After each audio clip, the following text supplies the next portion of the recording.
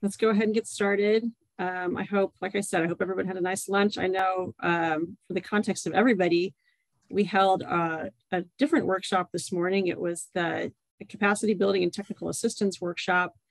So related topic, and there's a number of you that has spent the day with us. So I thank you if you've been with us all day, and of course, thank everybody who's here. If it's your first meeting with us of the day, we just so much appreciate the time that you're spending and the input that you're providing as we're holding these sessions to talk about the Community Economic Resilience Fund and the application that we're submitting on behalf of the region. So I'll start with just really kind of high-level comments about what we're doing here today. So this is the Community Engagement Subcommittee Workshop. And if you're not muted, that would be helpful. And my name is Evan Schmidt. I'm the CEO of Valley Vision. Valley Vision is holding these workshops because we are working on submitting our regional application for the Community Economic Resilience Fund.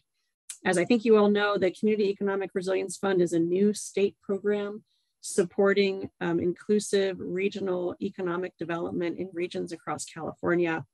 The application that we're submitting that's due July 25th is for the first phase of that program. It's the planning phase, and it would enable us to get up to $5 million for our region for planning inclusive regional economic development. The second phase is an implementation phase in which we will have the opportunity to compete with other statewide entities to fund some of our priorities. And the bucket of funding that the state has for that is about, I think up to about $500 million to support implementation for regions across the state. So that's what we're doing here today. A couple housekeeping things, and then I think we'll do some introductions around the room. So again, want to thank you all for being here. Thank those who have been participating in a number of these meetings. We have 3 hours blocked for this, and I would say that we'll spend up to 3 hours, but certainly if we get our work done before that, and I anticipate that we probably will, we'll give you some of that time back. So we wanted to make sure that we reserved enough time, but want to be respectful of yours because I know you all are really busy and we appreciate the time you're spending with us.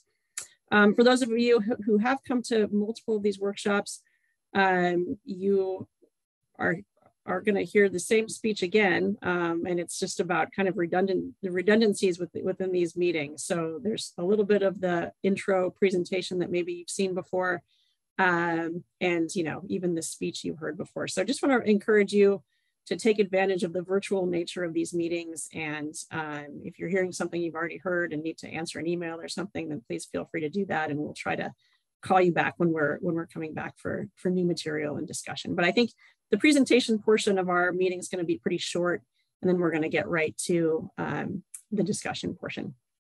So with that, I'd love to do introductions with everybody. I introduced myself already. Evan Schmidt with Valley Vision, and I'm going to go around this virtual room. I'll call on you. Please give your name, your organizational affiliation, and where you are in the region. And I'm just going to go in the order of the people that I see. So I'm going to start with Thomas. Hello, I'm Thomas Hall, Executive Director of Clean Start. We're here trying to turn Sacramento into a clean tech hub, and we do that through events and visiting research on the companies that are in the region. We just put out a Clean Start progress report highlighting all the companies with innovative solutions. I encourage you to check it out, and looking forward to this. Great, thanks, Thomas. And if you want to put that link in the chat, please go ahead and do that.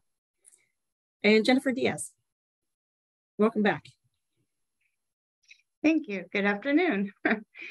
Jennifer Diaz, Colusa County Chamber of Commerce, and we're located in the County of Colusa. Thanks for being here. And Leo. Hi, I'm Leo Kendall. I'm the Public Policy Coordinator for the Sacramento Metro Chamber. Thanks, Leo. And Isaac. Hi, everybody. My name is Isaac Gonzalez. I own diesel campaigns, and I do a lot of community outreach work and other work. Thanks for being here. And Katie, welcome back. Hi guys. My name is Katie Burdick. I work with the Yuba Integrated Regional Water Management Group, amongst other things. And my internet is really flipping, so I'm reluctantly going to turn off my video, but I'm not going anywhere. I just am having trouble hearing folks, so I'll still be here. Thanks, Katie. Hopefully it gets better. And David Reed. Hi, I'm David Reed, Executive Director of Yuba Sutter Arts and Culture. We're the local affiliate of the California Arts Council, been around for about 41 years. We own a couple of theaters and art galleries and do lots of programs in our schools, work with veterans, and also major public art projects. So glad to be here. Great, thanks for being here. Welcome. And Nate. Good afternoon, everybody. Nate Olsch, Community Strong Strategies CEO and President. We're currently doing some work around community engagement, business development, and working with the Inclusive Economic Development Collaborative with the chambers and the PVIDs in the region in Sacramento. All right, thanks. Glad you're here. And Kyle. Hi, everyone. Kyle Zimmelman. I manage the Economic Development Department for El Dorado County. Welcome. Thanks for being here. And Diana. Good afternoon. I'm Diana Langley, City Manager for the City of Yuba City, located in Sutter County. All right, welcome. Anthony. Hello, everyone. My name is Anthony Talalieres with the Sacramento Region Community Foundation. I serve as the Director of Strategic Initiatives and Partnerships there. Welcome. Nice to see you again. And Richard. Hello, Richard Falcon, organizer for United Latinos, and also here in the capacity as Executive Director of Teatro Nagual, supporting the arts community in this initiative as well. Thanks, Richard. Glad to have you. Kristen. Hi, Kristen York, Sierra Business Council. I am actually just representing the foothill rural communities of Nevada, Placer, and El Dorado counties. Great, thanks for being here. And Jim, welcome back. Great to be back. Jim Alves with SMUD. We're the community-owned, non-for-profit electric utility provider servicing primarily Sacramento County and a small portion of Placer County. Thanks. Thanks. And Lily Bach. Good afternoon. I'm the Labor Liaison Director with the United Way California Capital Region. So I generally work with all of the labor unions in the Sacramento region. Great, welcome. Thank you. And Liv Mo. Hi, my name is Liv Mo. I'm the Executive Director of Verge Center for the Arts, which is a contemporary art center and studio residency in downtown Sacramento. And I am also the board president of the Sacramento Alliance for Regional Art, which is an organization that started during the pandemic after we recognized that there was a need to provide a more organized and unified voice for the art sector so that we can advocate for ourselves as a workforce and a community amenity. So I'm wearing both hats today. Great, thanks for being here. And Doreen Rose. Oh, I can't hear you, Doreen. Okay, we'll come back to you as you work out your audio. Next up, Brenda Ruiz, welcome back.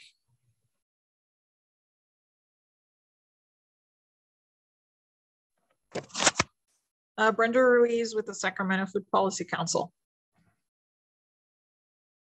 Great, thanks for being here. And Matt Miller, welcome back. Good afternoon, Matt Miller, Greater Sacramento Economic Council, serving Sacramento and Yuba City MSAs. Thanks for being here. And Deborah Lo Morimoto. Good afternoon, everybody. Debbie Morimoto, President CEO, California Capital Financial Development Corporation. We are located in Sacramento. Great, thanks for being back. And Doreen, should we try again? Okay, can you hear me now? Yeah. Okay. Thanks. Hi, I'm Doreen Rose from La Familia Counseling Center. Thanks for being here. And Joanna, welcome back. Hi, Joanna Lassard, Yuba Water Agency. I lead our watershed resilience program and I help to coordinate the Yuba Air One. Great. And AJ. Good afternoon, everyone. My name is AJ Woods. I'm also with SMUD. I'm with the Sustainable Communities and Partnerships team located here in Sacramento, serving Sacramento County area. Thank you for having me. Thanks for being here. And Deanna. Hi, Deanna Daly. I apologize for having my camera off. My connection's pretty unstable. I'm the Deputy Director for Workforce Development for the California Mobility Center, which was an organization put together a couple of years ago to help support clean energy and mobility technology in Sacramento.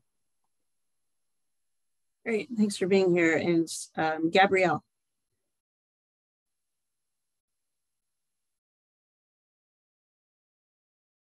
Gabrielle Morgan, are you with us?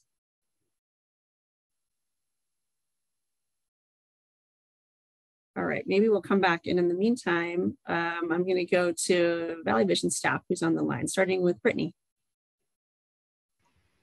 Hello, I'm Brittany with Valley Vision, and I'm an executive associate. Right, and Isabel. Hi, everyone. I'm Isabel Dela Cruz. I'm the project manager for our workforce development projects. And Alana. Hi, everybody. My name is Alana. I am project associate here at Valley Vision under the Leadership and Civic Engagement Impact area. I'm seeing a lot of familiar faces from this morning and then a few people from maybe outside work. So it's good to see everybody again, and also welcome to the new people. Thank you, Alana. And Adrian. Adrian Rand, Clean Economy Project Leader. And Isa. Hi, everybody. Good to be here with you all. Isa Avansania, Manager of Research and Policy at Valley Vision. Isa and Nidhi. Good afternoon, everyone. My name is Nidhi George, and I'm currently an intern at Valley Vision, working under the Workforce Development Impact Sector. All right, is there anybody that I missed? All right. Good. Well, again, what a great group. Thank you all for being here. And let's go ahead and get into it. Maybe we could bring the slides up. I have a few more setting the stage things to note, and then we'll get into our agenda. So I already talked about, but I do want to mention that what we're doing right now is we are gathering input and partnerships towards our planning application that's due July 25th. And so our goal really is to start to build a common vision together, start to build and get a sense of who is interested in continuing to do this work into the planning phase, and to get a lot of feedback and thoughts about some of the core activities of the planning grant, which include community engagement. It includes technical assistance and capacity building, which I mentioned we had our subcommittee this morning.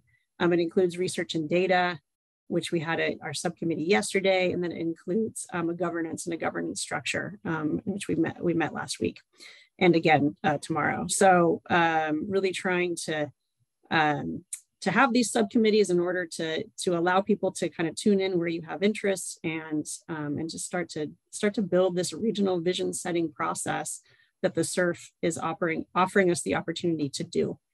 I do want to note that this is an application for a planning phase. So we're planning to plan, which means we don't have to flesh out all of our priorities right now. We don't have to come up with a complete plan setting us up for implementation. We have to come up with a plan setting us up to go into a more robust planning phase. So I just want to really note that we're trying to get kind of the broad brush of what our region's going to be doing.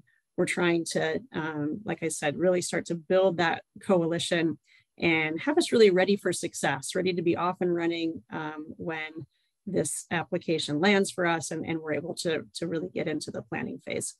One aspect of the application phase, which is where we are now, is it's just been a really fast-paced process. The state released their RFP with all the program details, and I think it was the end of mid to the end of May, and so we've really been working to not only create an application, but create a really inclusive and transparent process where people can jump in. So as a result, everything we've done has been open invitation. We've had a couple different just broad application workshop sessions you know, a listening session, and now really zeroing in on some of the work to be done. And so as a result, this really is a working session. It's here, you can see on this fourth slide, messy but meaningful, and we'll get there together. That's, you know, I hope that's certainly where we're coming from. I hope you'll take that to heart too. So we're going to work through this together. And again, really appreciate your input and your participation. Finally, I just want to note that that this meeting is being recorded. This is so that we can share the materials with people who weren't able to come, make sure that we are being very transparent and offering this right up on our website, as well as helping us with notes and to be able to document what we're learning here today. So I think that is all for setting the stage. And with that, I think we'll look at the agenda next. So let me go over what we're going to be doing today, and then I'm going to turn it over to Isa to talk about some of the program overview. So welcome and introductions, we already did that. Like I said, Isa's going to talk about the CERF overview. We're going to talk a little bit about the underlying values behind this work. We're going to give you a framework of the community engagement portion of the CERF application, have time for questions and answers and initial reflections, and then we're going to go into our discussion session, which is a Jamboard working session, which is kind of a virtual whiteboard in order to surface ideas and talk them through. Finally, we'll end with next steps and any closing remarks. So that's going to be our day today, and looking forward to getting into it with you. So Isa, I'll turn it over to you. Thanks, Evan, and thanks again, everyone, for being here with us today and making the time. As Evan mentioned, we're going to get started with just a very quick kind of recap of the basics of the CERF program. I know many of you are already familiar with the CERF at this point, but always helpful to kind of get us started with this before moving on to the rest of the conversation. So as we mentioned, the CERF is a one-time use of state general funds. It will distribute about $600 million to regions across California. And it really has kind of three main program objectives. You know, the first is promoting equitable and sustainable economic development. The second is supporting inclusive economic planning that prioritizes equity, job quality, and sustainability, or low carbon industries. And the third is aligning and leveraging other sources of federal and state funding that are coming down the pipeline in order to really maximize the region's ability to become more economically resilient and prosperous. This is a quick snapshot of the counties that are included in our CERF designated Sacramento region. They include Colusa, El Dorado, Nevada, Placer, Sacramento, Sutter, Yolo, and Yuba counties. And the CERF program is taking place in two phases. So the first phase is the planning phase, which is the phase that we're applying for now as we put this application together. In the planning phase, each of the 13 regions will get $5 million to undertake an 18 to 24-month planning process. That planning process includes, number one, forming a regional collaborative, which is a group that is made up, or that includes representatives from different geographies, counties, and communities throughout the region. And number two, actually developing an economic plan that advances kind of a list of initiatives and projects to prioritize in order for the region to achieve that those three CERF goals. And then the next phase following closely after that is the implementation phase. Under the implementation phase, regions will compete for the remaining $500 million pot for money to fund the projects and initiatives that were identified in the planning phase. Okay, so the next portion of our workshop this afternoon is going to be this piece around setting our values. So folks who have attended our prior workshops or prior subcommittee meetings will know that this is how we like to start all of these subcommittee meetings. And what this is as Evan mentioned earlier, you know, back in May and June, Valley Vision, together with some of our partners, hosted these kind of open to all lunch and learn sessions around the CERF program. And part of those sessions were kind of interactive. There's an interactive portion where we asked folks on the call to tell us, you know, what are the values that you feel are really central to the CERF process and really central to kind of the way we work together as we continue to advance this CERF program. And we took all the input we got from those sessions and were able to kind of combine it into these 5 values. And I'll read them out here a little bit in a second, but these 5 values that really speak to kind of the values that we want to hold close as we move through this process, both in the application as we move forward into planning as well. And our objective right now is, wanting to show them to this group, and would love to hear from folks, are these values things that resonate with you when you think about how you want this process to go? And is there anything that you're seeing, or is there anything that you're not seeing that is missing from this list that you feel needs to be incorporated? So the first one is equity. We are centered on those who are most marginalized. The second is inclusivity. We ensure those at the table truly feel they belong, so no community is left behind. The third is transparency. We openly share information and ideas to build a community of trust and shared understanding. The fourth is respect. We respect and acknowledge previous and ongoing work. And the fifth is action. We commit to creating action-oriented goals and timelines and following through. So Alana has put those values in the chat. We're going to take it off screen share briefly just so we can all see each other. And inviting reactions from folks. I want to note that some of you all are kind of hearing these for the first time and may not have sort of a reaction immediately. This will be included in the follow-up survey we send out. We'll make sure folks have an opportunity even after this to chime in and provide input in that if they'd like. But with that, I'll pause and open it up to any comments or feedback folks might have.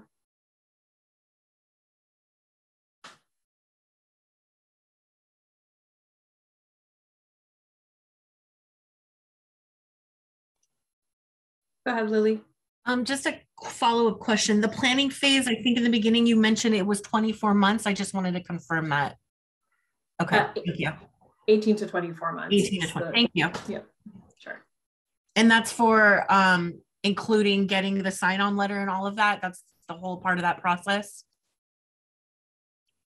No, so the 18 to 24 month period is the period for the planning phase. So all the planning activities that we do have to take place in an 18 to 24 month window. The kind of letter and I think we were speaking to the kind of collaborative partnership agreement letter. Those are all things that are taking place and kind of just now as we're getting organized to submit our application, which is due on July 25th. Thank you. Welcome. Do you anticipate competing with anybody for the planning phase dollars, or is this Valley Vision leading it for the region? We anticipate that we're leading it for the region. There hasn't been a requirement for people to basically note that they're submitting an application. So it's certainly possible that there could be a competitor, but as far as what we know, we're the ones submitting.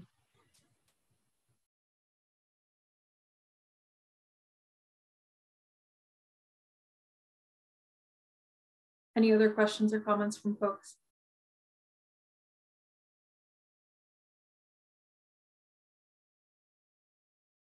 All righty. I think we will bring up our next slide. And as I noted, these values will be included in the follow-up materials, and there'll be additional opportunities to provide any input folks might have online. So the next piece of our workshop this afternoon, we want to spend a few minutes kind of providing an overview of the framework that we're kind of working in when we talk about community engagement for the CERF program. Community engagement, it's a very large and broad topic. So our hope with these next few slides is sort of kind of create a foundation for the conversation we're about to have in the second portion of this when we move on to our discussion questions. So first I want to talk a little bit about, when the CERF program talks about inclusive economic development or an inclusive economic development framework, what does that entail or what does that mean per the CERF guidelines? And so, as part of the CERF program, the state recognizes that, as we all know, not all Californians have had the opportunity to participate in the state's economy. And with the pandemic that took place and the uneven economic recovery trends coming out of that has sort of further exacerbated the inequity that already existed in terms of economic opportunity for folks in the state. And because of that, the state is really making this effort to embrace economic equity as a goal for state policy and striving to enhance economic resilience of the different regions throughout the state by supporting the development of more inclusive and resilient regional economies. So what does that all mean in essence? So what that means in terms of the CERF program is that the CERF program, and these are the bullets you're seeing at the bottom of the slide. What that means is that the CERF program is, number one, taking a regional approach. So meeting regions where they are and recognizing that different regions and subregions have different needs and priorities and are at different kind of points in their economic development processes.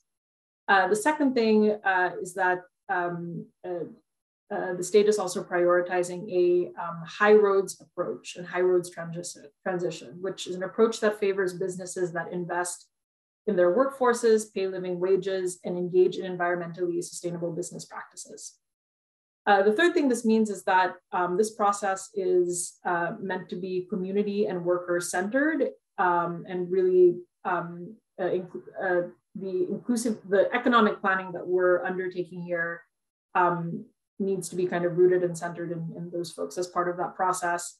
And closely related to that, this process needs to make sure that we are including those voices that might have been or have been left out by more traditional economic development processes. We can go to the next slide. Thank you. The other piece we want to touch on here is, the CERF program talks a lot about centering and prioritizing disinvested communities, and we wanted to talk a little bit about how the CERF kind of identifies or defines those groups and kind of ways that we can be thinking about those groups as we move into the planning phase. So the bullet list you're seeing in front of you are kind of some of the definitions that the CERF guidelines provide with respect to understanding what do we mean by disinvested communities. So some of it is census tract based. So for example, census tracts identified as disadvantaged by the California Environmental Protection Agency, census tracts with medium household incomes at or below 80% of the statewide median income, or with median household incomes at or below the threshold designated as low income by the Department of Housing and Community Development. Some cities and counties that the CERF designates as high poverty areas. So one example of that in our region would be the city of Marysville. This is not an exhaustive list that you're seeing. There are also sort of cities and counties that the CERF designates as being high unemployment areas. So for instance, Colusa County, Sutter County, and then some of the cities include Colusa, Williams, and Yuba City. And then also our California Native American tribes are also part of that definition of disinvested community.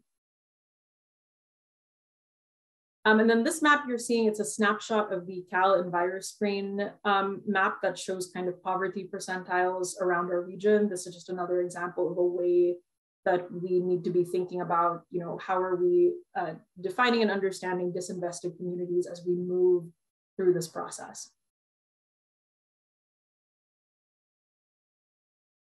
With that, I want to move on to talking a little bit about, so what are the,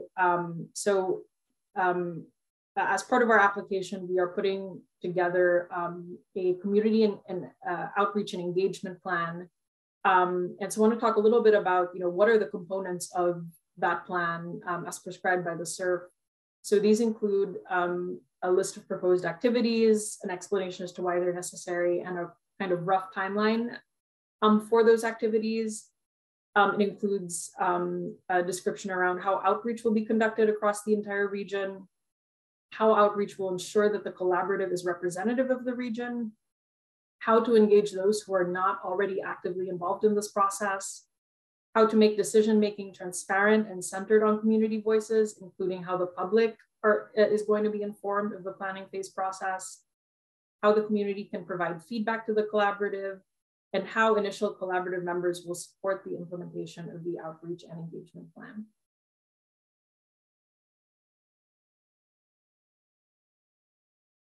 The next thing we want to touch on is just kind of spotlighting a couple of regional examples we're seeing, so from other regions, with respect to kind of the community engagement piece of these broad economic development processes. So the first thing we want to spotlight is Fresno Drive, which I know at least some folks on this call are probably familiar with. So Fresno Drive is the 10-year investment plan to develop an inclusive, vibrant, and sustainable economy for residents in the greater Fresno region. Very high-level summary, it has 3 essential components to be able to kind of foster that inclusive and sustainable growth, and that includes neighborhood development, human capital, and economic development.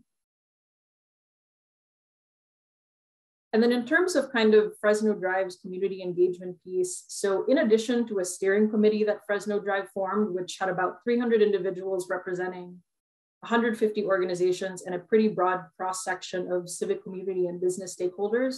So in addition to that steering committee, Fresno Drive also focused quite a bit on community focus groups. So these groups were designed to address the tension of needing to move fast on the initial investment plan, but also having a way to address the needs and empower residents who were going to be direct or who are directly impacted by the distressed economy.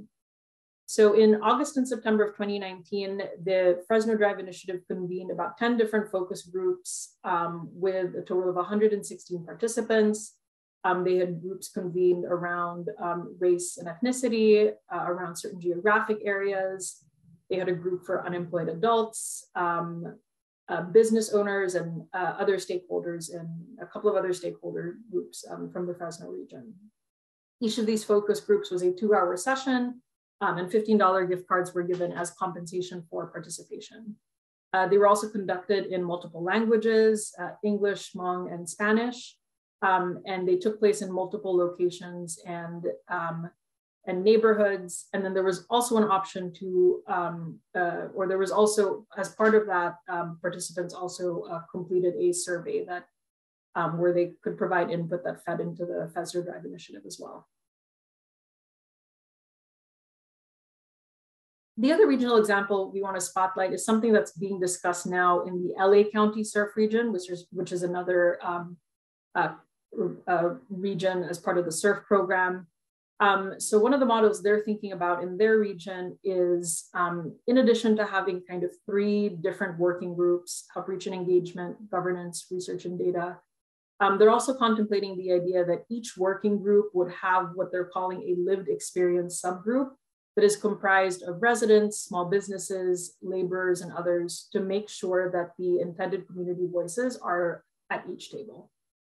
So again, just a couple of kind of regional examples to highlight as we move into our discussion of what is important for our region and what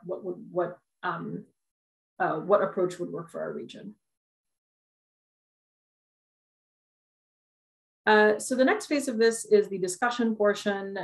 We've got some guide questions prepared for you all. I think we're going to pause first for a little bit. Maybe we can take it off screen share and pause to take any questions folks might have or any kind of initial thoughts around what we've heard so far.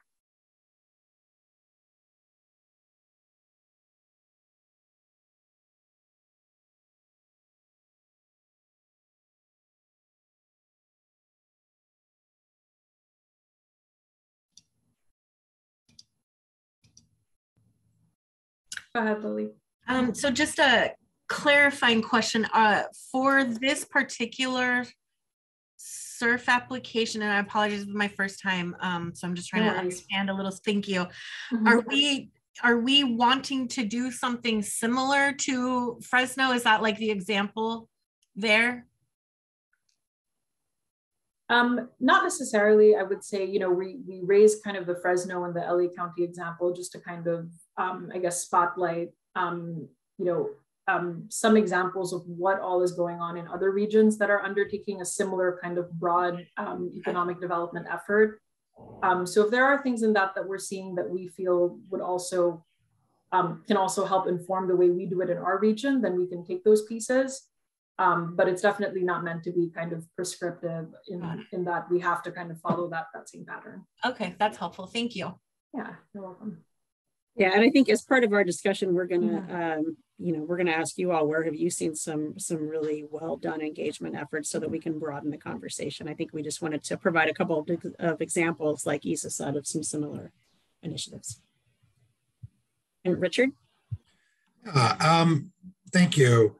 As we look at this particular phase in the, and I love the phrase that you use there, planning the plan, on there. So looking at where we are, as we start having these discussions and start coming up with these concepts for what we might want to do related to community engagement and such, how far into the weeds do you want us to get into the discussion? There are many, many broad aspects and broad ideas that we can do, many that could be at mid-level at this time.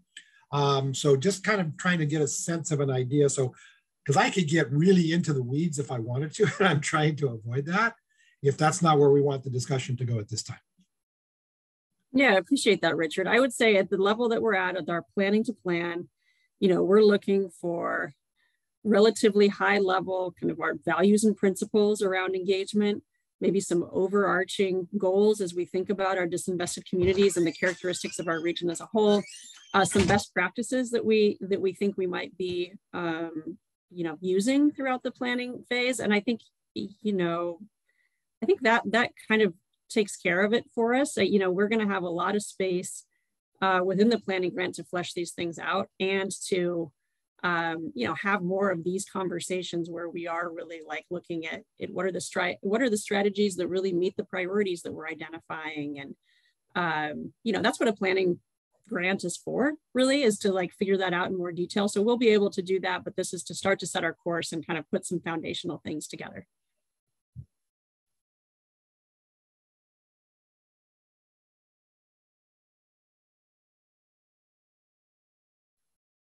Thanks, Richard. Thanks, Evan.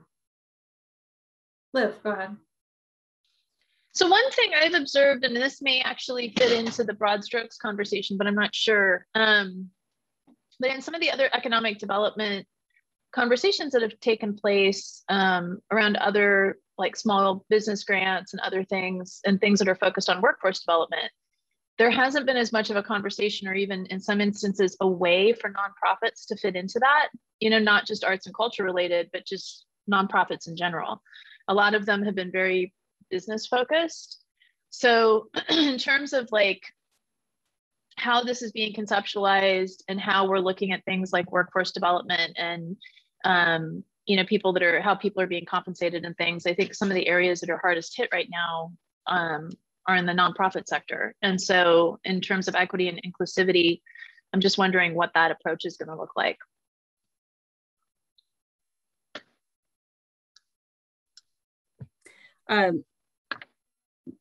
Is your question around how will nonprofits who have been hit hard by all kinds of disparities and factors right now, how will we build capacity for them to be able to participate? Yeah, because I think, when all of us have been pursuing some of the different opportunities that have arisen, either the application is structured in a way that it's not possible for a nonprofit to apply because we don't have an individual proprietor. So there's no social security number you would put on it or something like that. And then also there's a lot of things that are very for-profit business structured in terms of like how you're identifying your losses and those sorts of things. And so I think, in looking at the way that all of these different assets are contributing to society, finding structures so that people are plugging into this that are not very, business industry oriented would be cool. Yeah, thanks for that. And I think when you look at the intentions of the state program itself, it's really designed into that is the idea that community-based organizations will be involved, and that's kind of mandated as part of the program, that each region will have the flexibility to be able to support the capacity to be able to do that. And so that's part of the reason, for example, they're looking for an applicant per region who serves as the fiscal and programmatic convener and administrator.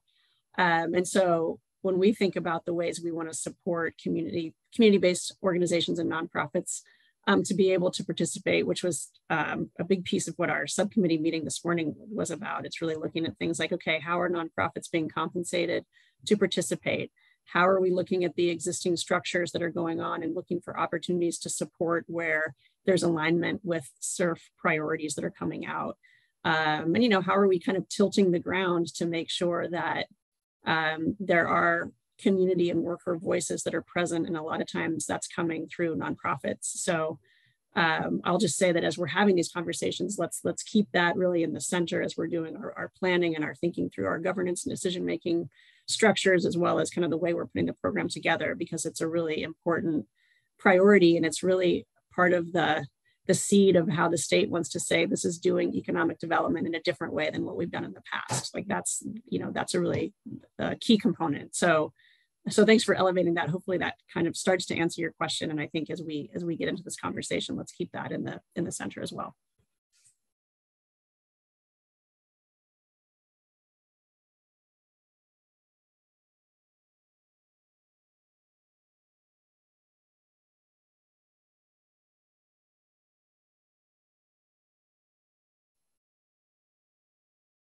All right, I think this is a good time to move into the discussion and Jamboard portion of our workshop. We've got some discussion questions that we've all prepared that we're going to work through together. We have this mechanism called a Jamboard, as Evan said. It's like a virtual whiteboard that I will walk through in a second here. That's a way that folks can fill out and provide input to the different questions. So I'm going to go ahead and share my screen and kind of walk through how to use the Jamboard tool.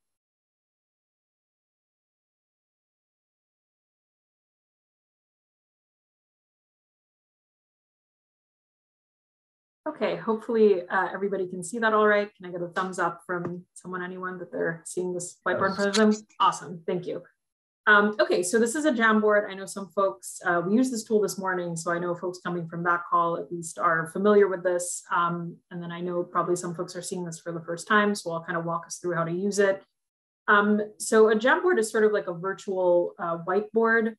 Up here, where you're hopefully seeing my cursor kind of hovering, are the different kind of pages in this virtual whiteboard, and each page has its own question, and we'll go through kind of the full list of questions in a second here. But each page has one question, and you can use the arrows on the left and right side to kind of navigate through the different questions at any time. So as you see here, kind of going back and forth. And then the way to kind of provide input or an answer to these questions, you'll see here kind of on the left-hand side, this kind of bar of different tools. I think that the easiest tool to use is the sticky note tool, which is the small square here. So what you would do is you would click the tool, and then something like this would pop up, and then you can use that to type whatever it is you would like to type here, whatever your answer, your input is, and then hit save. And then hit cancel to exit out of that square. And then you'll see that the answer you typed appears right here. And then you can kind of click on it and drag it around to place it anywhere you want on the whiteboard. As we're going through this and answering this in real time, Valley Vision staff are going to go ahead and move the Post-its around to kind of group similar answers together. And that's about it. That's how to use the Jamboard tool. And then on the very first page of the Jamboard here, we have a list of the different questions we're going to go through, and we'll go through them one by one, but I'm going to go ahead and kind of read through all of them now so folks have a sense of what we're going to be talking about for the remainder of the workshop. So the first question, what comes to mind when you think of community engagement? The second question, where have you seen successful community engagement efforts, and what do they include in terms of resources, activities, or other things? And the third question, what are some of the populations and communities that need to be prioritized in community engagement? And what are some best practices that can be used to engage with those folks? And as we move through each of these questions in this discussion, we may have some additional questions that kind of come up that will populate onto the Jamboard in real time. And we'll continue kind of sharing screen so folks can see what all other people are putting into the Jamboard. Go ahead, Anthony. I was curious if we could start with exploring the last question first. I think if we could define, the populations that we're going to serve, that may inform the strategies or ways that we want to engage them. So that's definitely a good thought, especially in terms of kind of what works for your mind and kind of how you might face this. Here's how we're thinking we want to approach it. Really acknowledging that everybody has different ways of thinking about things and being able to, to process both your thinking and your writing and how you like to share. We're going to give everyone about 5 minutes or so, it'll just be quiet, and you can go through to all the different pages and put your thoughts for each one. So you can kind of go in the order that makes the most sense to you. Maybe if we could go through, I'll start here and kind of go through the questions for a little bit more context, and I'll tell you kind of what our logic was thinking of this order. But again, you can do whatever order works for you. So first, just a really basic question, because community engagement is such a broad category of activities. So this is really just to start to get your head around, like, what does it look like? What does it look like in the past for you? What comes to mind? I see already a contribution, fun, engaging, entertaining. Maybe it's, I'm sure we'll have a really diverse sense of like what makes a good community engagement and what it achieves. So this is really just to kind of get the ball rolling and get your brain moving around about what is entailed with community engagement. On the next question, if we go to the next slide, where have you seen efforts that did community engagement really well? What did they include? And this is just building on kind of starting with abstract ideas and then building on what are some models that we know about, and both inside the region. So where is really great community engagement being conducted now, and that's something to keep in mind for how to support in advance, as well as model other efforts. And then where, if you're thinking outside the region, other places that you've seen that. So let's start to kind of flesh out what some models are. And then finally, what you're getting to, this last question that is really more about narrowing down to strategies. So who are some of the populations and communities that need to be prioritized in community engagement, which is its own question, but we find that it's often that next part, what are some of the best practices, are very population specific. So that's why we kind of paired those questions together to get your ideas around the specificity of the communities that you know best, and what are some of the best ways to engage with those communities. And I think you're right. This is where we get to more specific strategies, and would encourage you all to kind of tackle this in the way that makes the most sense to you. And then we'll go through them all together and kind of read through them and detail out any questions or further comments that people might have. So with that explanation of what we're going to do, are there any other comments or questions before we jump into this exercise?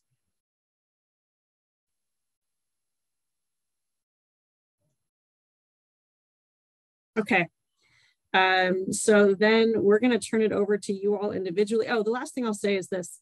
Jamboard, the use of this technology might not work for everybody. If it doesn't work for you, that's okay. You could spend the next 5 minutes maybe just writing down what some of your ideas are for these different questions. We'll make sure that those questions are shared on the screen or put into the chat so you can see them. And then when we get through the discussion, you can feel free to just share your ideas. Our staff will put those on cards and make sure they're on the Jamboards themselves. So that's one way you could engage with this if that mechanism of using the Jamboards doesn't work for you.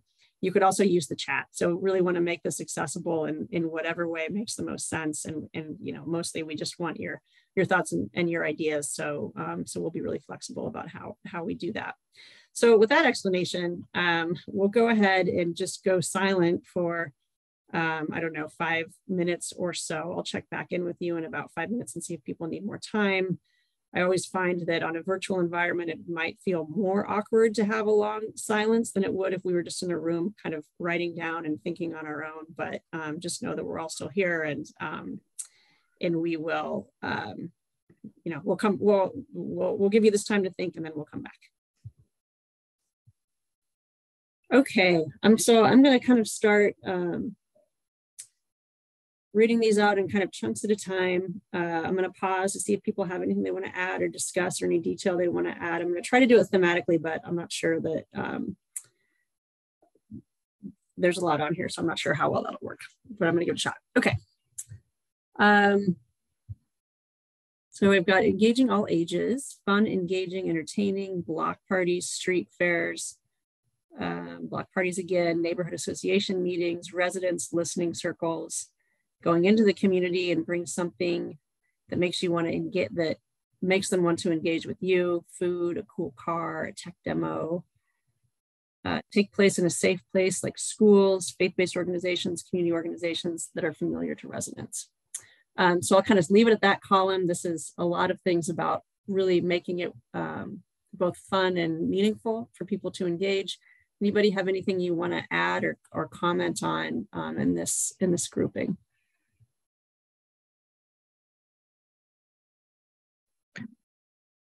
Yeah, Isaac. Hi. Lovely in-depth responses there, and all those are great. I will just say one thing to neighborhood association meetings, and I am the president of my neighborhood association and longest serving member of my neighborhood association. I don't, and as a professional outreach person, I don't use neighborhood association meetings as an end-all be-all to community outreach, because I feel like neighborhood associations often are comprised of people who have power and who focus their power or their ability to promote their will upon those who don't in their own communities. So yeah, reach out to them, present to them, but don't, in my neighborhood, even my neighborhood right now as president of the neighborhood association, I would not claim to say I'm connected to all 3,600 people in my neighborhood. I'm not. So don't just use that as a end all be all for a neighborhood. Thank you for that great nuanced perspective on neighborhood associations. Okay, so I'm going to kind of slow roll through these. Please jump in if you want to add anything. And I'm going to keep going down our next column. So invite the labor unions, go to them, meet people where they are, meet them where they are at taking into account barriers to connection, meeting communities where they're at physically and socially, engaging a community on a particular topic of interest or concern, food, everyone likes to engage where there's food involved. I think I'm going to leave it there, really talking about meeting people where they are, going to their physical location, and thinking about maybe where there's been barriers to connecting in the past and how you navigate that. Anybody want to add any additional thoughts or discussion on these ideas? Yeah, Liv. One thought I had actually just now, because I was thinking about community engagement kind of more broadly, but thinking about it in a more drilled down way after Isaac mentioned the neighborhood associations, something we've noticed with the Arts Alliance is that oftentimes more disenfranchised groups or people who have been historically underrepresented don't respond to like mass calls for participation. So we've discovered things like needing to do direct phone calls and direct emails to people that we really want to make sure are involved, and then also their networks, because they just they're not as likely to respond to like a e-blast or things like that. Great. Thanks for that. And as we talk to, we have staff who are adding cards to reflect the comments. So appreciate that. And Richard. Yeah, I was one of the ones, I think it was mine that was there, meeting people where they are, but also making sure we understand the barriers that they may face. As we take a look, for example, of our refugee communities, as we take a look of our immigrant communities in there, though there are central resource locations and wonderful organizations that are taking care of them, sometimes we need to find ways to discover what some of the barriers to participation and even engagement might be, not just language, but fear, mistrust, those kind of areas, for example. And I'll use the example when the city of Sacramento decided to work to be more inclusive of the small cart business owners that were along in various areas within the city selling their fruits and their drinks and such like that. It was very, very hard to bring those people to the table, but through trusted resources, we were able to gather the data necessary of what their needs were to help them to feel like that there are ways to help them along in the businesses that they are doing. So a lot of it boils down to grassroots, finding those barriers and going out and walking around and talking to the people. Great. Yeah, thank you for that. Absolutely. It's the coalitions are built at the speed of trust is the cliched remark I've heard. Yeah, Thomas. I just wanted to highlight consistency and follow through. I'm sure a lot of these communities have had people go out to them and talk with them and tell them all the great things that are going to happen, and then never really see it. So, you know, if we're out there engaging or talking with people, make sure that we try to find a way to consistently get back to that specific person so they know that we listened and did something. Excellent. Thank you. All right, I'm going to keep rolling through these cards. And a couple that have been added to that column is go to them, direct phone calls, emails, but not blast, outreach, people who we want to be involved with their and their networks, grassroots, going out to talk to people directly. Going to the next column here, authentic conversation doesn't have predefined options, trust building context and data narratives of where things are. Does somebody want to speak more about this card?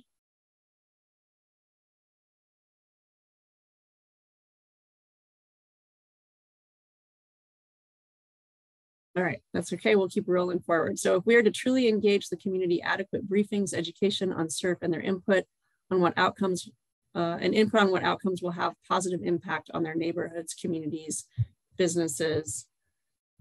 That's the end of the card. Great. Logistic diversity, available in multi-languages, communicating in language, culturally aware. So all kind of things about providing accessible language resources, as well as is kind of authentic ways of engaging with community. Inclusive of all residents, no matter their housing status. This may be hard, but should be considered. Many families live in shelters or transitional housing and should still be included. And then makes it easy to participate, provide a place where individuals feel comfortable sharing their thoughts, ideas, issues, etc.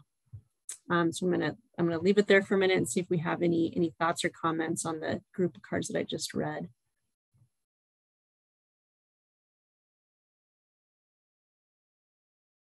Okay, I'm gonna keep going. We're kind of losing our column structure, but that's okay. Educates the community on what they're doing and how they can do it. Does anyone want to comment on that card any further? I'm just following up if there's places where I'm not totally clear of the idea or intent. So would love to hear you know, any clarifying remarks about some of these. I don't know if that was mine, but maybe I posted something similar. But I think in order for people to participate, they have to understand what their task is or what they're being asked to do.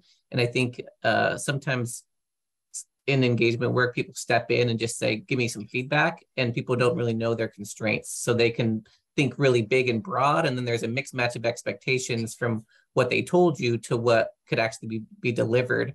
So I think educating them on the CERF itself, you know, what your regulations are, being really transparent about what your own constraints are and what your own plans are, or if you already have an agenda or some kind of predetermined, you know, thoughts on this project, that's really transparent with them so they know how best to participate in this project. Great. I think it's the part of like educating them. Yeah, thank you. That's a really helpful clarification. Great. Okay. Achieve long-term and sustainable outcomes, processes, relationships, decision-making, and or implementation. So maybe that's around making sure that the results of the engagement are positive for the people involved. Bring awareness. Taking what they say and amplifying it so they know you are engaged. Available by different platforms, in person, virtual, for all abilities, including busy people, not just the people with free time. Great. Broad outreach, including all involved youth. Outreach to community leaders, such as church leaders. And I'm gonna pause there again. We kind of got into going all the way from, you know, using diverse platforms to communicate to making sure you have broad outreach for a variety of different types of people with different considerations like youth and busyness. Any thoughts or comments on that? Okay. I'm smiling because cards are moving around as I'm trying to figure out, but that's okay. We'll get through them. Okay, trusting the community with as those with the answers and subject matter experts on how to serve themselves. So really trusting the lived experience, engaging the community through varying approaches. There's no one size fits all. Value listening over timelines. Invite the labor unions. And residents within LMI neighborhoods, neighborhood associations, faith-based, community-based, PBIDs. So some ideas about who to engage. A lot of these communities have had people come and talk about great opportunities, but following up and following through is key. Consistency, so along the lines of what Thomas was talking about. I'll pause there. See if there's any thoughts or comments on that grouping. These are all really great tactics and values and considerations when thinking about engagement. Okay. So participatory budgeting, capturing and lifting community voice, community informed, building resident empowerment, using alternative meeting strategies, setting expectations. CERF can feel really big and broad, but has clear boundaries. Using phone trees. Actually, I'll pause there before talking about phone trees. I'm trying to be a little bit thematic. So we have some things about resident empowerment, the use of different tools like participatory budgeting, and then again, thinking about how we're setting expectations and really effectively communicating the opportunity and the program or the reason for engagement. So I'll pause there again. Anything to add or clarify?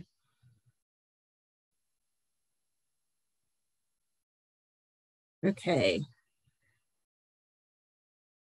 Gifts people who participate for their time as fulfillment to equity and respect. Use alternative meeting strategies. I'll pause there and say, does someone want to speak a little bit more about what alternative meeting strategies means?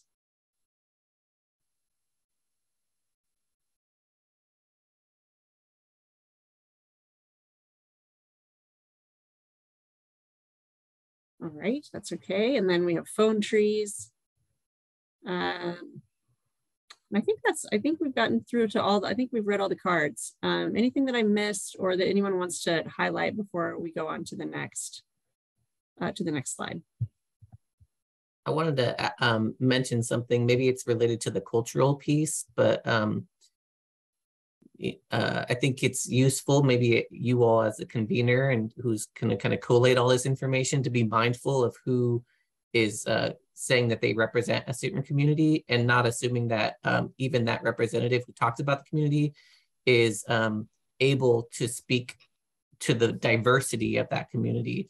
And so really allowing the feedback to be informed by that person or the organization, and not like lumping one person as like the representative or the spokesperson for an entire community. Great, thank you.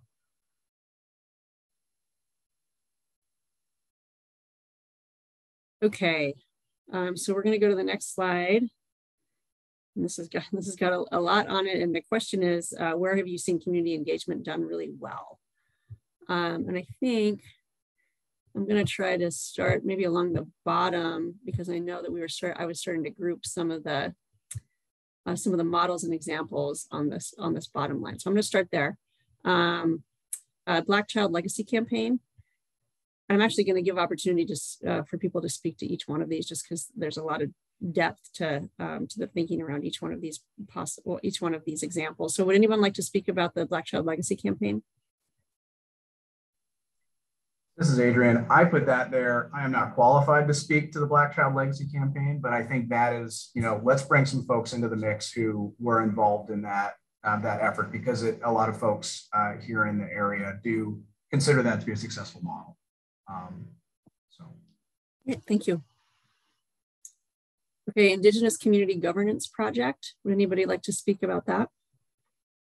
I shared that one as a resource. There's a whole toolkit that talks about how Indigenous communities may see and understand culture and community a little bit differently than other communities. So it's more of like a framework that can maybe help inform how people who maybe don't feel as comfortable working in Indigenous communities can work in Indigenous communities more competently and more respectfully. So I lift that up as an example. Great. Thanks, Anthony. Okay, Fruit Ridge Community Collaborative, Healthy Food for All Collaborative. Anyone like to speak about that? Hi, Evan. I added that because when I worked at Food Literacy Center, I participated in their events, and they had a strategy throughout everyone who was funded through the California Endowment was given these constant kind of development opportunities, and they used like a framework. It's called social cohesion and shared strategy. So the people that they were trying to get feedback from were constantly engaged in some education. So just thought it was a cool idea. Great, thanks, Isabel. And then next up, we have the SAC IEDC, that's the Inclusive Economic Development Coalition, maximize engagement by leveraging partnerships and resources, etc. Would anyone like to speak to that? That was me, a little biased here, as I'm pretty engaged and involved in this. And it really came through the growth over the last few years. And as I was a PBID executive director, whoever wrote PBIDs in there, thank you, on the last slide, incorporating the business community, the neighborhood associations, faith-based. And really what this model looks at is leveraging existing partnerships. And I know there's some other folks like Deb over at the Women Business Center and Capital, really looking at ways that we could take what's already been or existing in that community and leveraging that for either more capacity building and funding to continue that work and to maximize growth. And so part of this business model, we'll call it, is to really bring folks from the community who understand the individuals. And that goes to my first card, which was actually on the first slide, excuse me, around meeting people where they're at physically and socially. And that's how we really maximize the impact as well. And I know several folks on this call understand what I mean when we're talking about that. So that's where that comes from. More than happy to talk about it at length, but I think that covers it for now. That's great. Thanks so much. All right, next we have the Sacramento Food Policy Council, resource technical assistance for understanding policy issues. Does someone want to speak to that? It's maybe Brenda, if you're still on. Yeah, so in conducting the food system assessment, community engagement is something that was central or is central to that effort. Yeah, talking about policy issues, both with policymakers and communities is, getting people in the same room or almost like a translation, making sure community folks have access to policymakers and making sure policymakers have access to communities so that they can connect together on sometimes some heady issues, but sometimes it's just there's no space and they haven't come together and had a conversation. So just providing those opportunities is really important.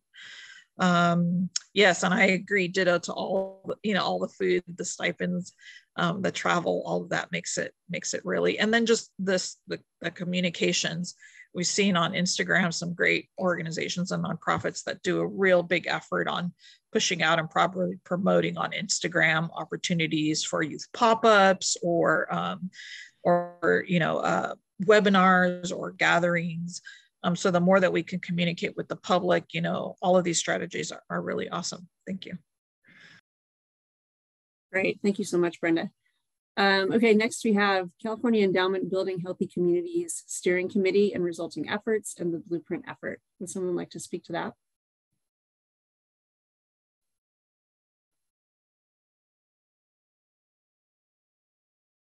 I'm sorry, I was on mute. That was me. I've been around a long, long time. And those are efforts that I was a part of. And I saw how it brought communities together and organizations together and resulted in good programs and good funding. So that's why I put those as examples. Excellent, thanks for that. And City of Sac Slow Streets Pilot. Would someone like to speak to that? I can speak to that, and I think others can too. But in Oak Park, I was really impressed with the city's ability to send postcards to basically slow streets is where you shut down a street to through traffic for a certain amount of time. It's a safety project, but also it gets people out kind of in, you know, engaging with their neighborhood in a different way. And the city did a really great job of partnering with in our case, the Oak Park Neighborhood Association, sending out postcards to the folks who lived along the street and supporting the neighborhood association in identifying, you know, the street and then getting the word out to neighbors and then evaluating it at the end. And I thought, you know, that was a really good example and model to follow for kind of a hyper-local project. So. Great, thanks, Adrian. Great examples. Next, we have the Yolo County Housing and Human Services Agency 2020 to 2023 MHSA plan. Would someone like to talk about that? Sure, that's me too. A little bias here too. I was part of that project, Health and Human Services 2023 Mental Health Services Act plan. Every 3 years, you have to create a new 3-year plan on how to spend $20+ million worth of resources that the county received. We had a 40% increase in community engagement, implementing a lot of the stuff that was shared in the beginning. You know, we moved away from a field of dreams approach in where it's like this, just build it and people will come. And was more humble and going out to communities and meeting them where they're at. We took a look at all of the different, all the regulated populations that we needed to meet and going out to them on multiple occasions to hear their feedback and have multiple learning sessions. And then we also did a huge campaign of building a curriculum around the Mental Health Services Act and creating a community engagement work group that informed participants that represented these communities to participate and learn about the project over a series of 6 months. So they took like a really deep dive of understanding the regulations, understanding the constraints and what they can do, and then feeling more empowered and informed by it. I think it definitely wasn't everything, but I think there's examples within that plan that I think were really good that I think the community gave us feedback on that they really appreciated for the first time. Great, awesome. Thank you for that description. And all of these descriptions of these models is just super helpful and really provides a lot of depth. And then finally, the Ministerial Association of Colusa County, collaborating with many organizations during the pandemic in order to support residents and businesses. And would someone like to speak to this? Let's see, Jennifer, if you're still on, I'm gonna say a few words. I'm here. Yeah. I'm here. Yeah, I brought this up at the first meeting and everything. So the Colusa Chamber were able to get some mass PPP and stuff for local businesses, but I needed help on getting those distributed to the businesses. So the MACC helped me out, and at the same time as the pandemic was creating more and more shutdowns, and people were, you know, going through a food desert and even clothing issues and all kinds of other things. And so we're able to help them collaborate and become a hub for some, not just information, but access to supplies and everything to help support what they were doing, because the nutrition aspect of it in the community was huge. at that time. Oh, they did a very good job. That's great. Thank you. Thanks for that description. That's great to hear about. Okay, so I think those were the examples of actual initiatives that were shared. Before I go on to reading some of these tactics that were used, I'll just see if anyone has anything else to add. Other models, other thoughts about things that you've seen that have been really successful.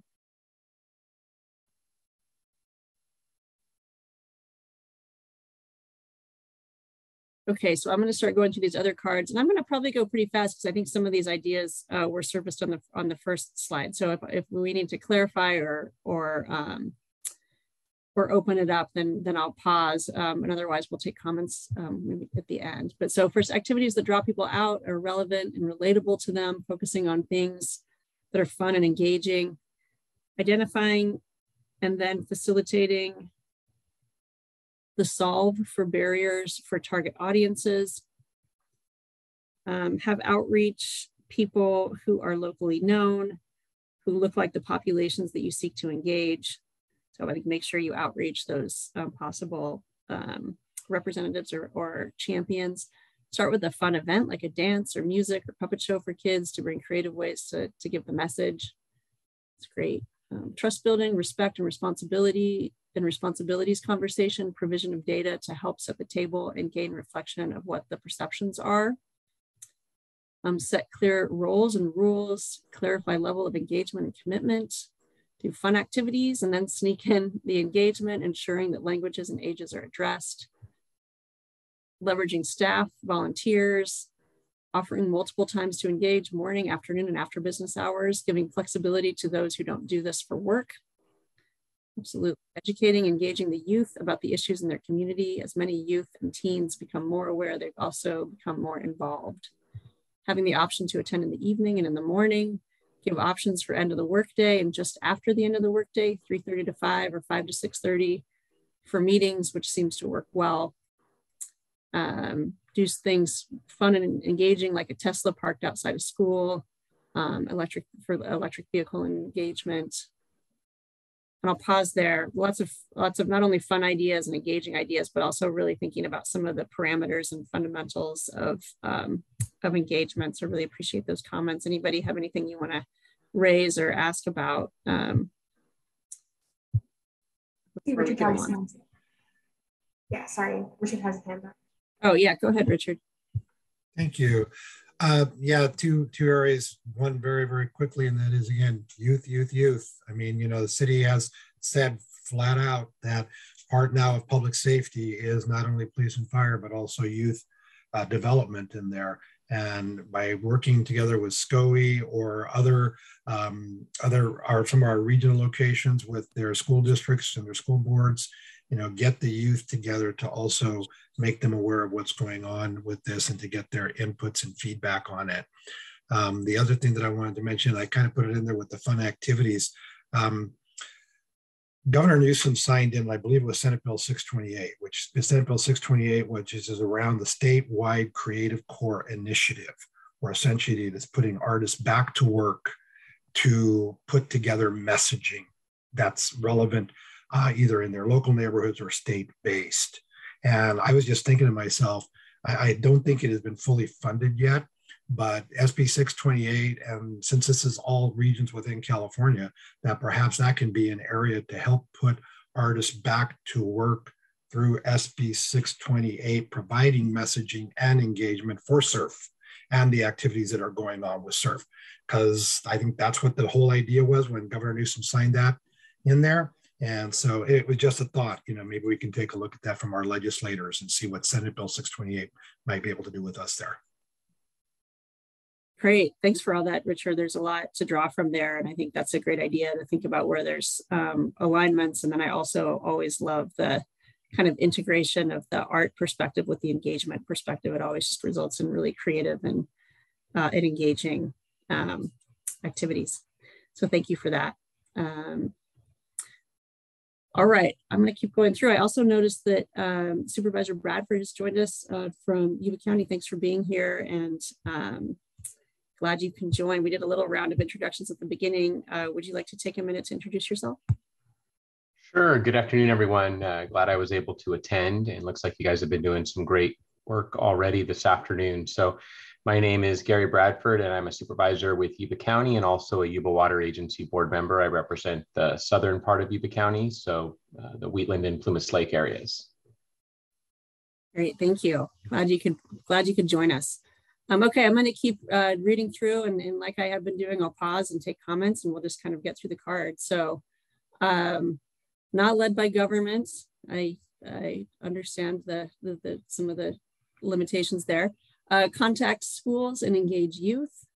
Having specific sessions for specific groups and making sure that their content and language is tailored to that specific group.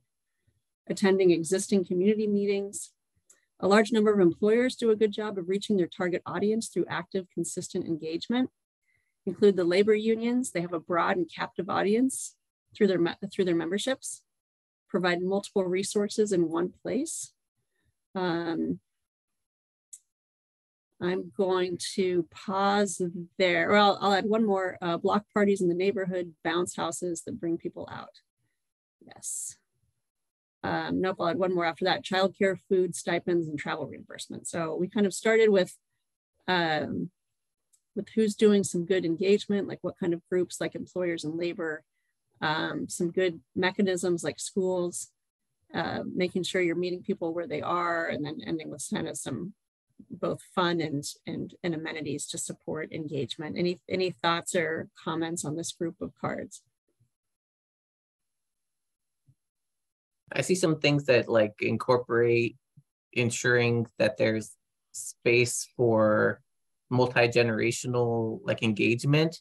I think that's appropriate specifically for it's like a broader meeting where you're just trying to get like a broad population. But if it's like a focus group where you're intending a specific population, I think it is important to have fidelity to that so that youth voice isn't overpowered by maybe elder voice or some other person. So just, you know, taking this feedback as a part of a broader picture of strategies. Great, thank you. Okay, I'm gonna wrap up the rest of the cards here. So as in the other session, a circuit ride, go to them, engage groups where they are and where they live, going where people are, provide transportation or childcare, include faith-based organizations, provide stipends, cold water on a hot day, food and groceries, free food, and info street fair in targeted communities. So many great tactics and ideas and thoughts about how to make it worthwhile for people to come out. Any last thoughts on this slide before we go to the next one?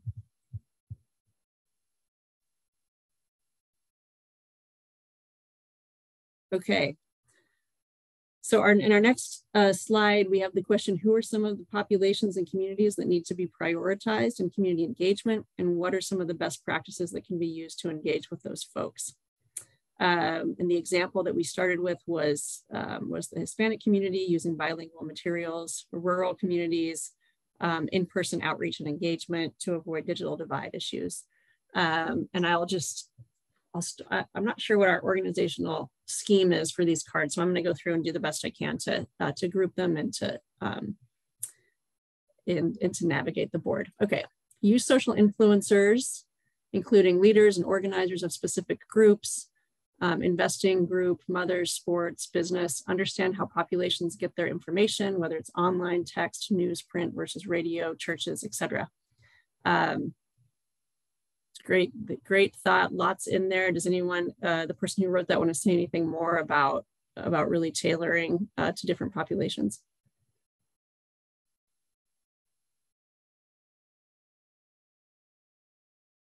Okay, I'm going to keep going. So crossing the digital divide, having a strategy for engagement, have a youth committee, having digital divide navigators, including ESL learners from various communities, including disabled individuals, including the arts community. Let's see, another young people, fun pop-up events that engage them. Hold engagement activities that are at locations that are not intimidating to the groups that you're trying to engage. I'm going to pause there. Any thoughts or comments about what I've just gone through, including some key populations to make sure that are engaged, and also a few tactics here as well. Okay, provide financial incentives and food to drive participation. Get a good mix of geographic populations, including groups from each county and from rural and urban areas. Don't forget to engage your artists in helping to bring the community together.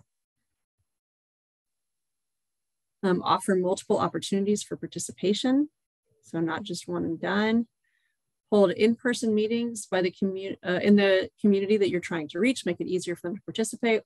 Connect with organizations they respect to request an audience or workshop with the group.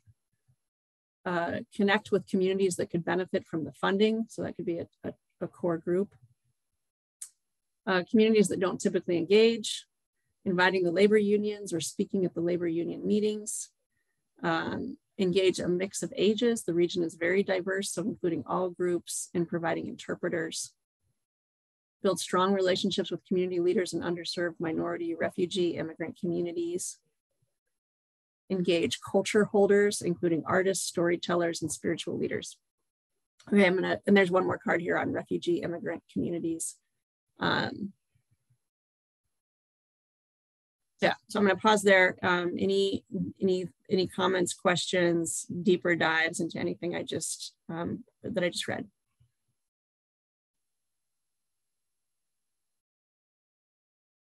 Okay, and we are on our last slide, so I know I'm reading some things that we've already heard and talked about, but I'm going to go through everything. Okay, communicate in language with target audiences.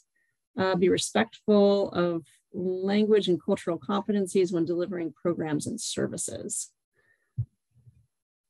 And I'm going to go all the way over to the left bottom side. So we noted that in the CERF, they name some specific target populations, including immigrant workers, non-native speakers, older adults, youth, people with disabilities, communities of color, and California Native American tribes. So just a note of the populations that have been identified as part of the program.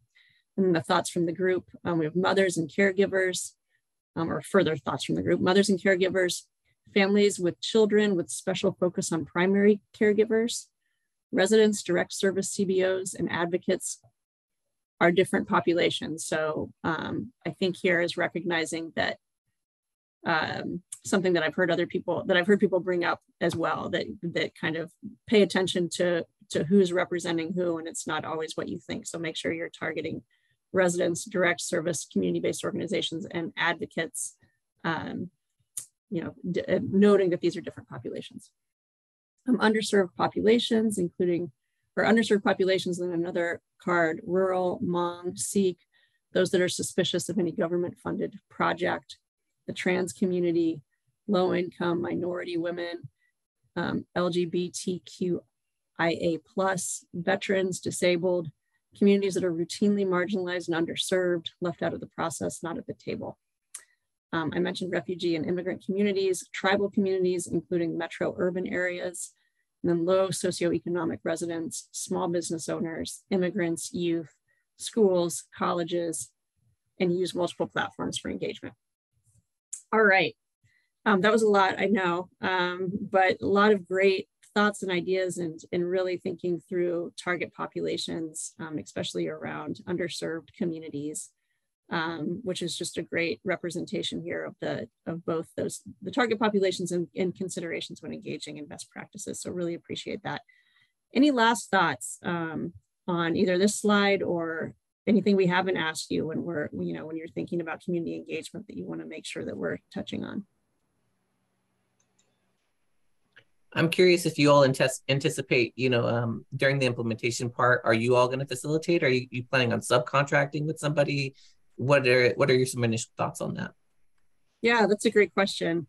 I think, first of all, I want to note that we're really recognizing the subgeographies of our region, right? And some of the unique communities in our region. So in terms of geography, thinking about, the different needs of our kind of urban Sacramento core versus Tahoe, Colusa, Yuba Sutter, there's a lot of considerations for each of those geographic communities. And I think as we think about engagement For example, around geographic lines, we're going to want to make sure that we do bring in trusted facilitators and trusted community members that reflect those areas. And I would say the same about some of our target communities that we've identified here. So Valley Vision's role is really to play that, to set the container for our region to do this work. And I think a lot of that engagement role is going to be subcontracted out to really represent the communities that we're engaging. And Nate.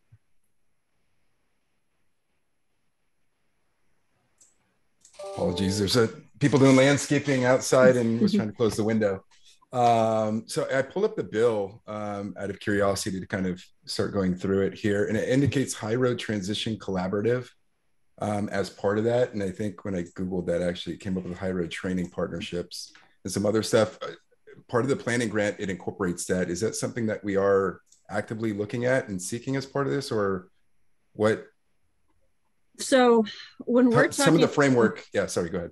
Yeah, no, so the terminology that the CERF program is using to talk about the kind of regional collaborative is the High Roads Transition Collaborative. So that's the core of, if we have a big umbrella regional planning coalition or collaborative group, that's what it's called according to the CERF program, the High Road Transition Collaborative.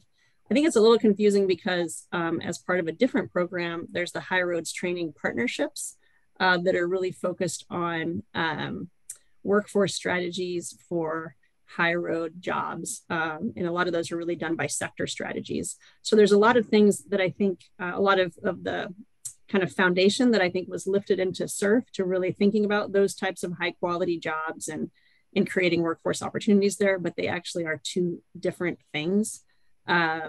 And it's, in my opinion, framed a little bit of a confusing way, but that's the way it's structured. So we're going to talk a little bit about next steps and about this collective partnership agreement letter.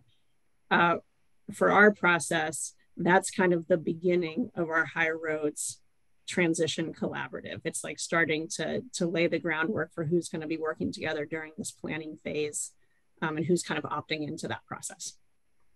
Perfect. Thank you for the clarification. Yeah, it does, because it goes back to the framework. I think like Adrian and Isaac and a couple of the other folks were talking about of who should we be engaging, and if we have the boundaries, not just physical, geographic boundaries, but also we'll call it demographic boundaries of who we should be serving.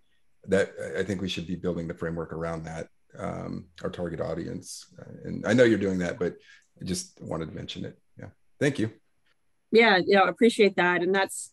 There's a lot of framing there around disinvested communities and census tracts that meet the poverty threshold or the CalEnviro screen threshold. So that's one of the ways that the program is thinking about it. And that kind of reflects, we had a very kind of high level map and some thoughts about how the program is thinking about what communities fit that definition. But I do think that's a piece of our planning phase, is really fleshing out the target population piece. Yeah, Katie. So as a facilitator, one of my first rules that I put on the flip sheet is those who talk should listen and those who listen should talk. So because my internet was weak, you weren't able to see me keep going like this. And by doing that, I ultimately heard every single idea that I would have put out was put out. So I just want to affirm and support the collective as well as the individual intelligence, insight, transparency, and aptitude of this collective group. I really well done, and I loved hearing stuff that I actually wouldn't have said because I wouldn't have thought of, as well as feeling affirmed myself by hearing people say stuff that I didn't have to. So good group. Thank you.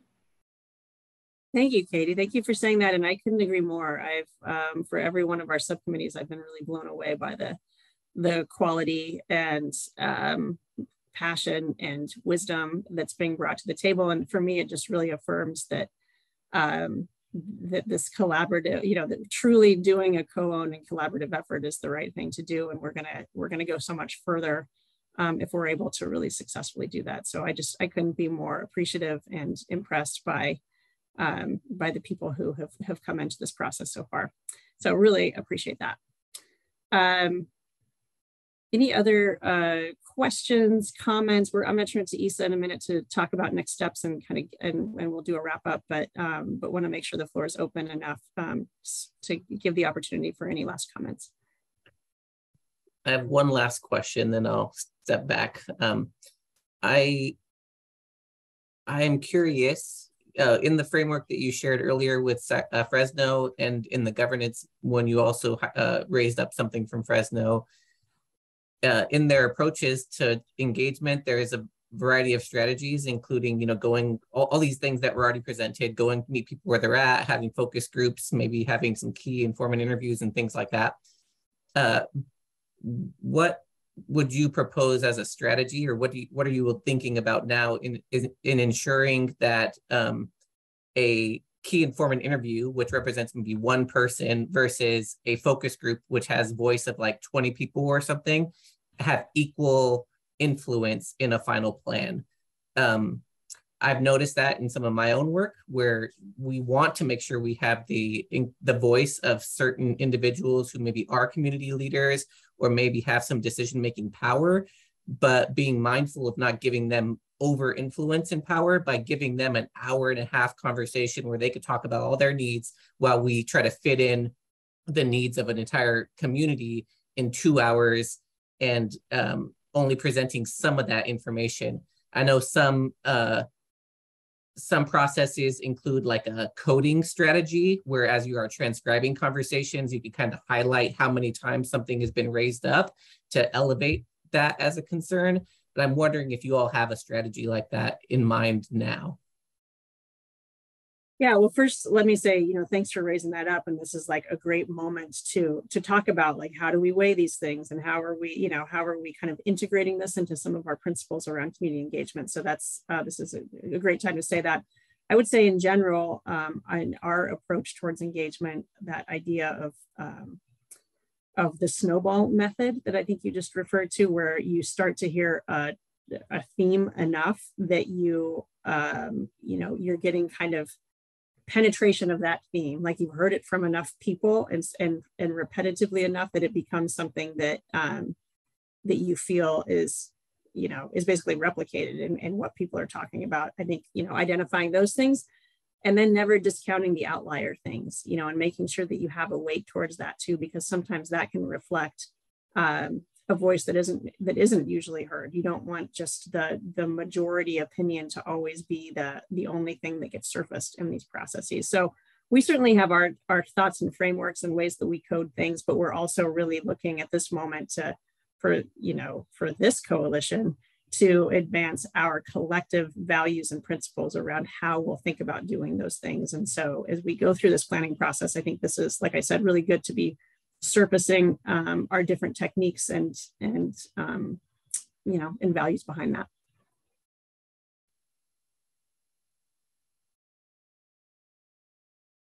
Okay, well then, Isa, I'm going to turn it back to you to talk about some of our next steps, and then I think we'll go ahead and wrap up. Thanks, Evan. And we've got one more slide to wrap us up. Just want to call out a few next steps so folks know what's coming in this process. So first, very simple, as we said at the front end, we're going to make all these materials available to you all, as well as those who signed up for the subcommittee but were unable to attend. You'll have the recording, the slides to be able to review, as well as we are going to keep those Jamboards open for at least the next 24 hours. So if you have anything additional you want to pop into those Jamboards, you will have the opportunity to do so. So that's step one. And step two together, we have here up here on the slide the additional feedback survey. I think for this group, that's primarily going to be, again, kind of keeping those Jamboards open.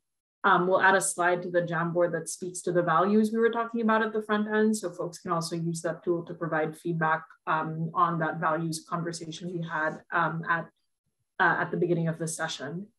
We're also going to be, of course, taking all this input, as Evan mentioned, and together with the input we got from the other subcommittees, and incorporating that into our application, which, as we said earlier, is due on July 25th. So that deadline fast approaching. And then the final next step we want to talk about, it's not here on the slide, but Evan mentioned it or previewed it a little bit earlier, this collective partnership agreement letter that we're all working on. As part of the application, the region has to demonstrate or has to kind of put together what they're calling an initial collaborative. So with the acknowledgement that that collaborative is of course going to get more fleshed out and more folks are going to be added to that in the planning phase. Our region has to kind of demonstrate to the state that we have the starter collaborative group, which are essentially the group of folks who have provided input into the process up until this point as we're preparing this application, and also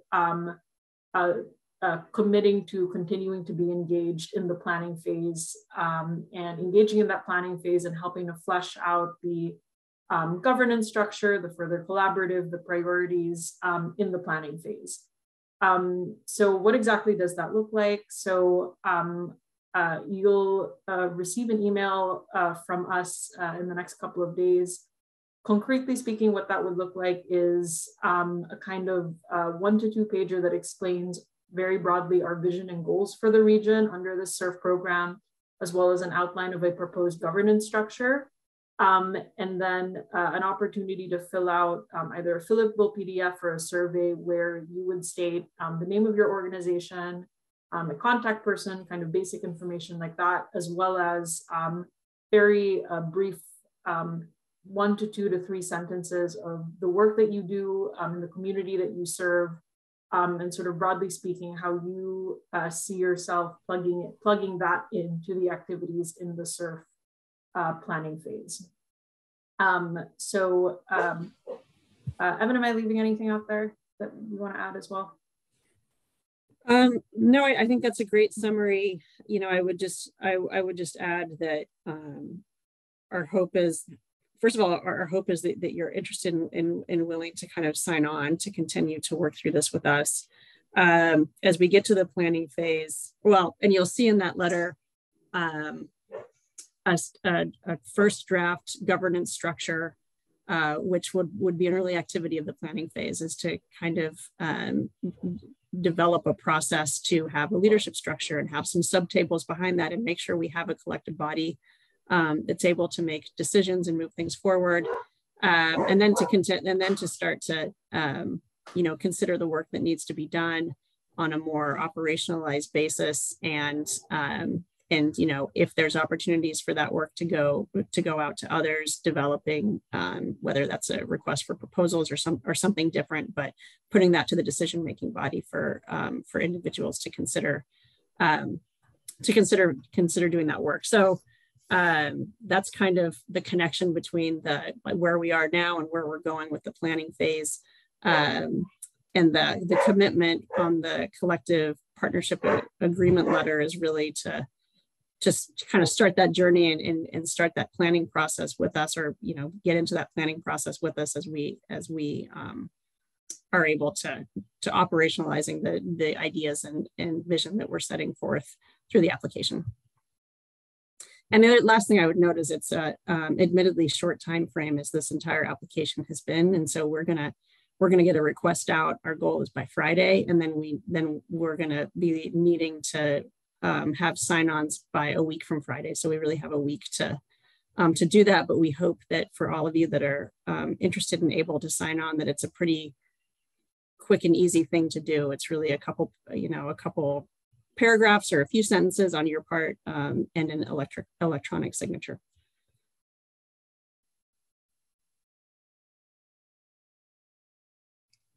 Yeah, Lily. Thank you. For the letter, I'm sorry, I missed it. Will you be sending that out to us? Okay, great. Sorry, I just wanted to double check. Thank you. Yeah, we'll send it out and there'll be specific instructions for what we would need back. Perfect. Thank you so much. Yeah.